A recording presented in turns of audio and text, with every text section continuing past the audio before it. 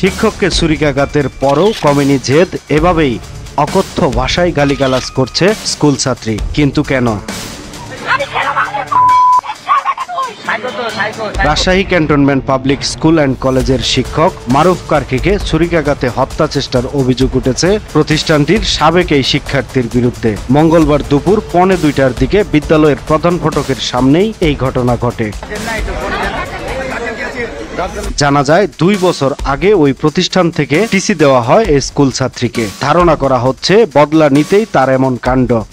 তবে এ নিয়ে এলাকা জুড়ে ব্যাপক চাঞ্চল্যের সৃষ্টি হয়েছে। সামাজিক যোগাযোগ মাধ্যমেও শুরু হয়েছে নানা বিতর্ক। ওই ছাত্রী মানসিক বিকারগ্রস্ত বলেও দাবি করছেন নেটিজেনরা। তবে অপর এক পক্ষ জানতে চায় ঘটনার পেছনের রহস্য। প্রশ্ন উঠেছে, কেন 2 বছর পর এমন আগ্রাসী আক্রমণ?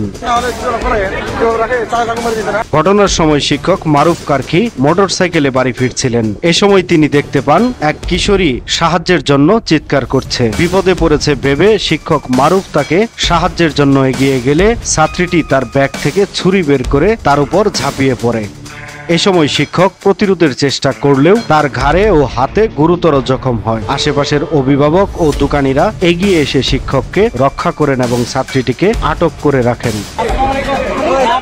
বিদ্যালয় সূত্রে জানা যায়, অভিযুক্ত শিক্ষার্থী 2023 সালের ফেব্রুয়ারিতে 8ম শ্রেণীতে অধ্যয়নরত অবস্থায় বিভিন্ন অনিয়ম ও অপরাধমূলক কর্মকাণ্ডের জন্য বহিষ্কৃত হয়। বর্তমানে সে রাজশাহী বিজিবি স্কুলে 10ম শ্রেণীতে অধ্যয়ন করছে। তার বাবা রাজশাহীর কারিগরি প্রশিক্ষণ কেন্দ্রে শিক্ষক হিসেবে কর্মরত আছেন এবং ছোট ভাই একই বিদ্যালয়ের 9ম শ্রেণীর শিক্ষার্থী।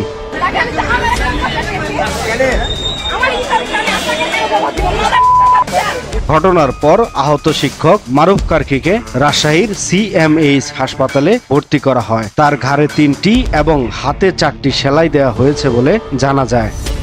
এ ঘটনার খবর পেয়ে পুলিশ ঘটনাস্থলে পৌঁছায়। তবে অভিভাবকের জিম্মায় তাকে ছেড়ে দেওয়া হয়। বোয়ালিয়া থানার ভারপ্রাপ্ত কর্মকর্তা ওসি মুস্তাক হোসেন বলেন, এ ঘটনায় এখন পর্যন্ত লিখিত কোনো অভিযোগ পাওয়া যায়নি। অভিযোগ পেলে পরবর্তী আইনি ব্যবস্থা নেওয়া হবে। এ বিষয়ে প্রতিষ্ঠানের অধ্যক্ষ লেফটেন্যান্ট কর্নেল মোহাম্মদ রেজাউল করিম গণমাধ্যমে কথা বলতে অনিচ্ছা প্রকাশ করেন। তবে তার ব্যক্তিগত কর্মকর্তা আব্দুর রৌফ ঘটনার সত্যতা নিশ্চিত করেন।